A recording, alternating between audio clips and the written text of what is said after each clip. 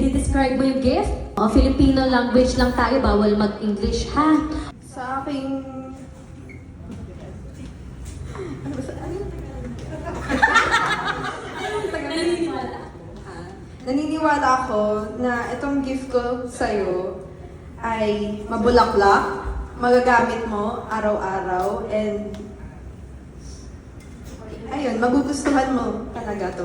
Kasi yung tagal mo na to hinihingi eh. Nagkapi po ako po si Elise. Motto ko po sa buhay ay YOLO. Kung paano ko ita-describe ang regalo ko para sa iyo ay ito ay magbibigay ng kaginhawaan at gaan ng loob sa tuwing kailangan mo, especially kapag pagkatapos ng araw. Wow! Palakpakan natin, Miss Eunice Zapra! Grabe ang mga wordings mo! Ang word na unang sasabihin ay, naniniwala ako na... Go! Naniniwala ako na masarap to amoy. Ayun lang. Sobrang safe! Ako po si Casey Kim Temporado. 17 years old. Ito to, ba? Ilan ka? 17 po. Itong magagamit mo siya araw-araw, tapos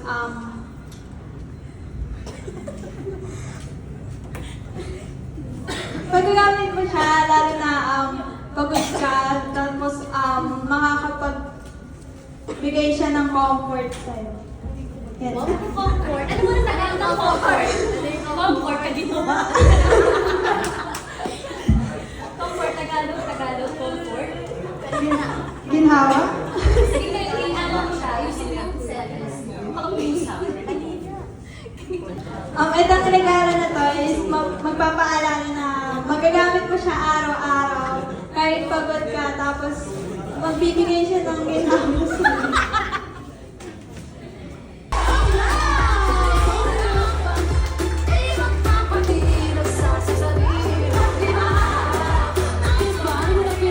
Sige po, ma'am. Pakilala po. Yes, ayan, good evening everyone. So, I'm Mary Angeline Garcia. So, ang aking regalo ay pagmamahal. I believe, naniniwala ako na itong regalong ito ay nakakapagpangiti sa kahit sinong nakasimangon mo. Pero mag-ingat ka kasi ito ay may mahikang dala. Dahil madali itong maglaho. Anong hula mo? Dadagdagan ko pag nahulaan mo. Yun lang po. Happy birthday, Ska. Sana hinulaan mo muna ni Ishka, no? May tagdag pa naman. Sayang.